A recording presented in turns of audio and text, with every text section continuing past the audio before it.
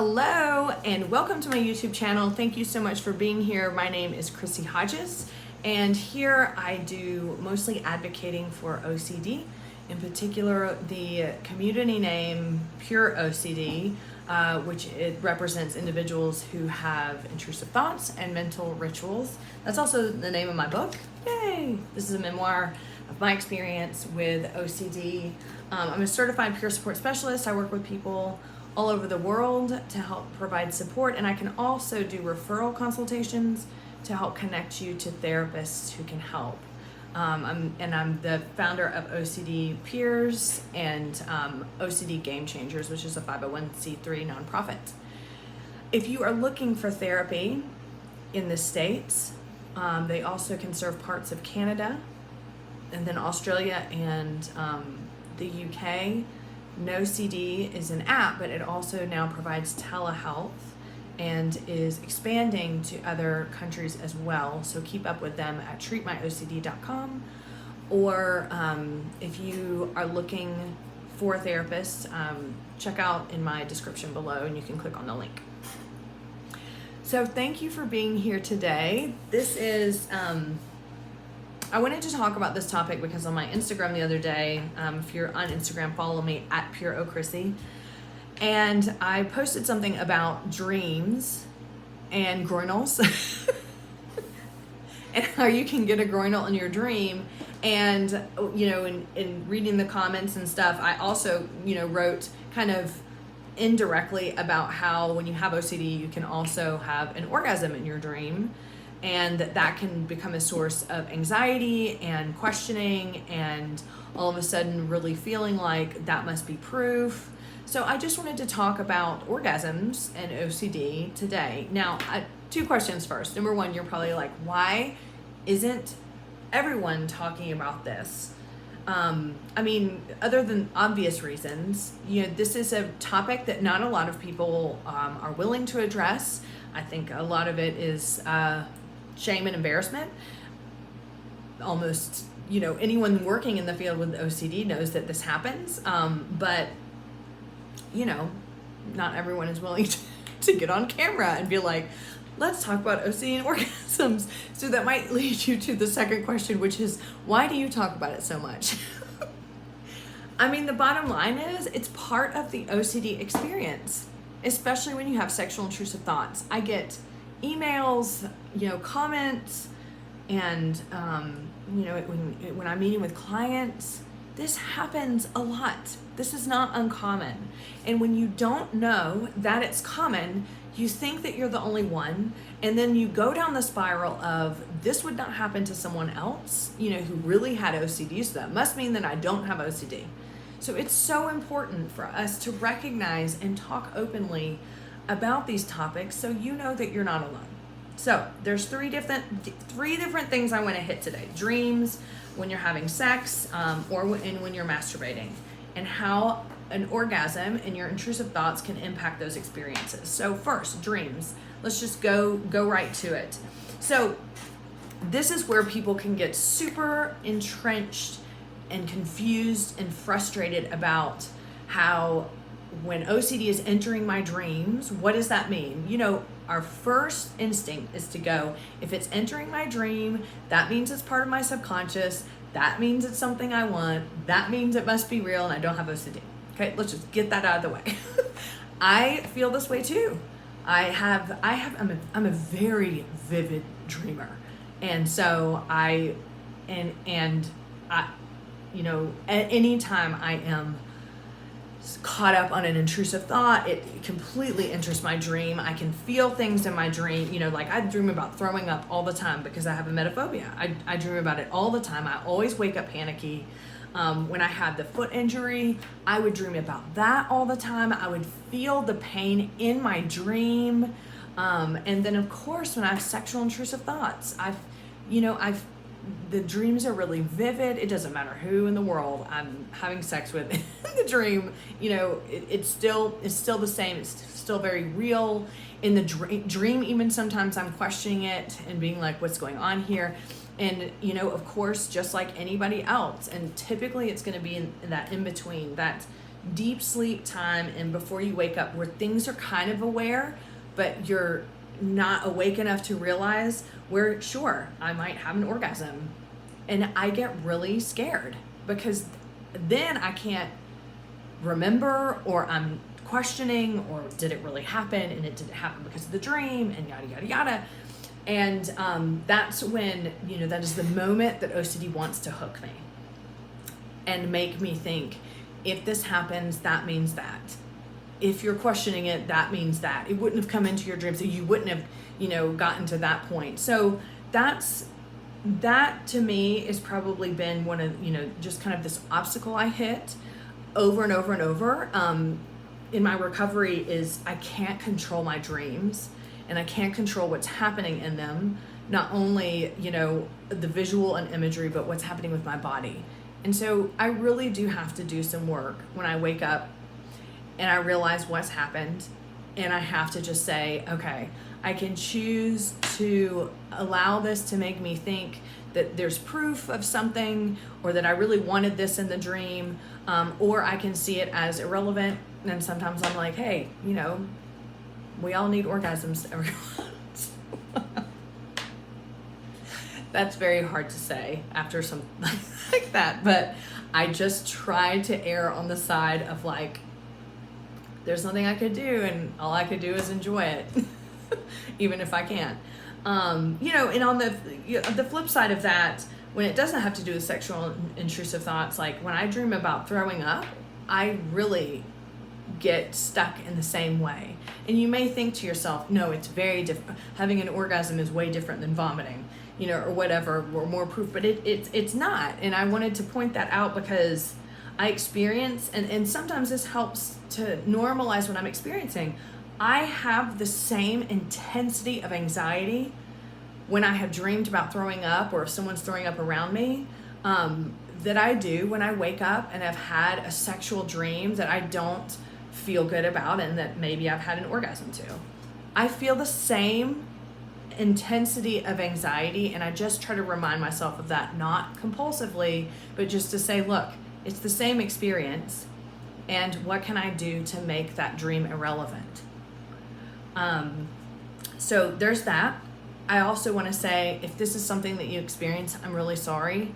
I know that this is really disturbing and it can really mess with our heads. But like I said, it's at some point you just have to see this as part of the pattern of OCD, and that we can't control what's going on. All we can do is control our reactions once it's over and we wake up.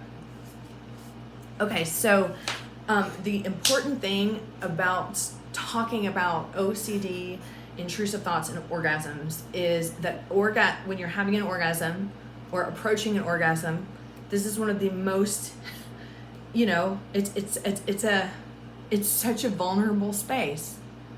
And a lot of times people will say, I just don't understand, why do intrusive thoughts have to come in OCD right at this one time? I should be able to enjoy having an orgasm. Shouldn't we be able to? Well, that's why it's attaching to it. It's one of the most vulnerable times we can experience, right? It really is, in all forms of the word vulnerable. So let's shift how we're looking at this and go, why wouldn't OCD attach to it then? I mean, that is exactly where it's going to come in and confuse you, right?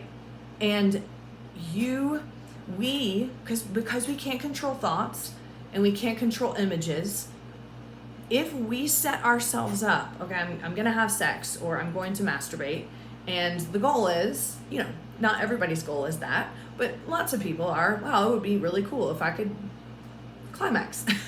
So if we set our sights on, I want to have sex, or I want to masturbate, and I don't want to have images of my family come in my mind, or another person that I'm not with, or an animal, or a kid, or what, if then that vulnerable state that we're going to get in is like the perfect opportunity for OCD to come in like a bowling ball and just knock all your pins down, right?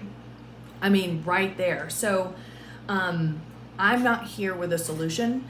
I'm just here to help assure you, not reassure, but assure you and validate that this is so scary and it's so frustrating. And a lot of it is this, like, we just feel like, gosh, why can't I just have something that OCD can't come in and ruin? And why on earth can't it be something like that? Like, where, you know, when a lot of us, when we have orgasm, it's just such an amazing pleasure. And why do I have to be vulnerable enough, or why do I have to be vulnerable to OCD coming in and taking that away from me? It's not fair. And then you might even go a step further and be like, then it's not fair to my partner that I'm having sex with either. Like, I want to be fully present for them. I want to be able to, you know, be in connection with them. And then here I am worried that I'm not going to be thinking about them. I'm going to think about something that's disturbing. And also that in the moment that I want to bond with that person, I'm thinking about something that's actually terrifying me and it's ruined the experience. My thoughts are, I don't really have much to say about this other than I'm just so sorry that we have to endure this. It is not fair. If I could grant you all orgasms without intrusive thoughts, I would get my orgasm wand out. I wish it didn't have to be this way. You know, it's when we get to this point, it feels like it robs us of this natural, beautiful part of life. And not only that, I mean, I struggled with sex and being able to enjoy sex, you know, still do, because of anxiety or whatever, but especially in like my 20s and my early 30s, after having religious scrupulosity and, you know, just the torment that OCD would cause me while I was engaging in any intimacy when I was living with sexual orientation OCD, just the constant checking. Do I enjoy this? Am I enjoying this? Am I having an orgasm because of this? Or is it because I just thought of something different? Just the constant need for, you know, not perfect sex or perfect, you know, orgasm, but just more of like, I just want this to be good without it being so complicated. I suffered even after treatment for a really long time because I didn't even know how to enjoy it. I didn't even know how to just be okay with it without it being some sort of vehicle for proof. It's so not fair. Sex can be complicated enough. You know, understanding and believing that our bodies are deserving of pleasure, it's complex enough. And then when we throw OCD into the mix, where it becomes this constant checking and questioning, but also robbing us of just being able to experience pleasure. It's so maddening and frustrating. Now, I'm going to wrap this video up, and I wish I could say, but I have the answer. I don't have the answer. All I can tell you is this. As you progress in your recovery, as you become back in touch with who you are as a person, I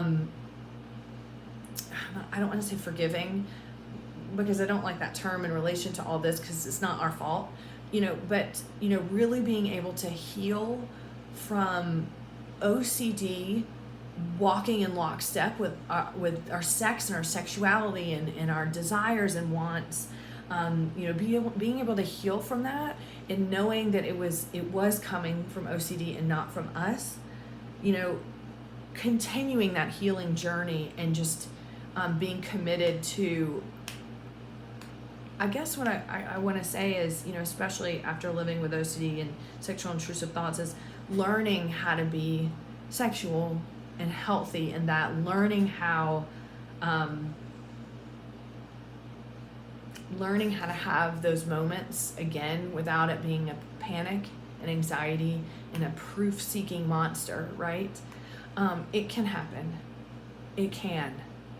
And if you're in the middle of this right now, or if you're using sex or masturbation or, porn, or if you're having dreams and all this stuff feels like you're just trapped in a nightmare and it's never going to get better, it can.